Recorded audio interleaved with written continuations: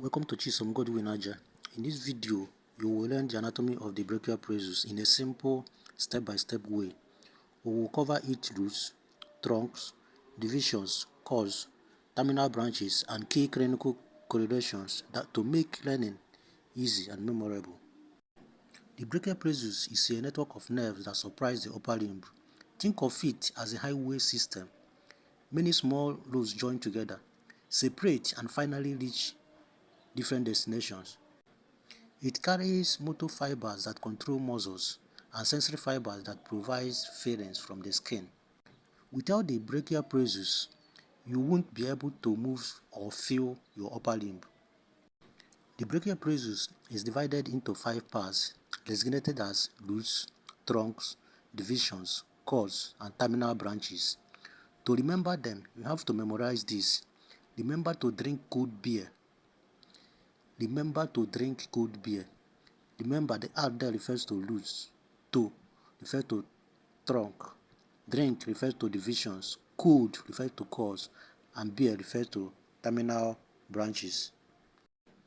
Roots of brachial plexus. The brachial plexus begin with 5 spinal nerve roots: C5, C6, C7, C8, and T1. These roots are anterior or ventral lamina of spinal nerves. Trunks. The roots combine to form 3 trunks. C5 and C6 form the upper trunk. C7 continues as middle trunk. C8 and T1 form the lower trunk. Now we have 5 roots and 3 trunks. Divisions.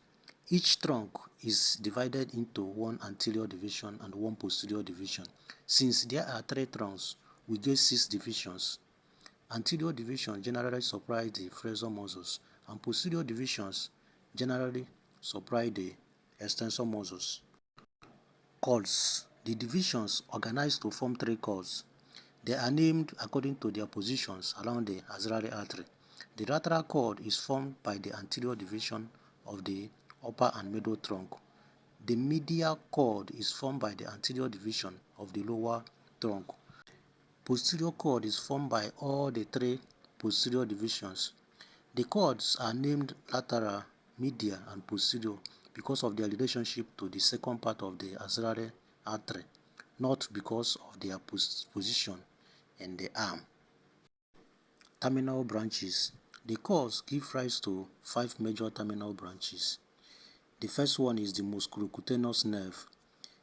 From the lateral cord, it supplies the anterior compartment of the arm. It freezes the elbow and provides sensation of the lateral forearm. The second terminal branch is called the axillary nerve.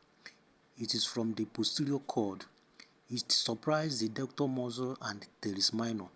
It helps adduct the arm and provides sensation over the shoulder. The radial nerve is the third terminal branch. It is from the posterior cord. It supplies all the extensor muscles of the arm and forearm. It extends the elbow, wrist, and fingers. The medial nerve is formed by both lateral and medial cord. It supplies most forearm flexors, control thumb movements, and provides sensation to the lateral palm and fingers.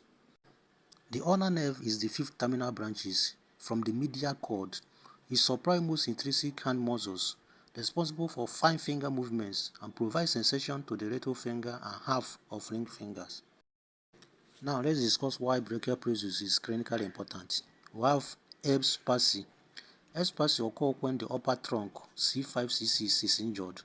Common causes are difficult childbirth, fall on shoulder, and the signs are arm hang by the side, arm is internally rotated, forearm is extended, and the wrist is flexed. This position is waiter steep position.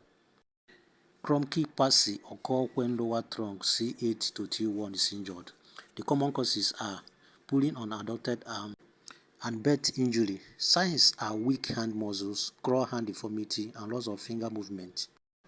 Radial nerve injury can cause wrist drop, because the least extensors become weak. Let's review what we have done so far.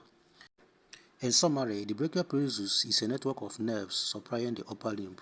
It begins with 5 roots, 3 trunks, 6 divisions, 3 cores, and 5 terminal branches.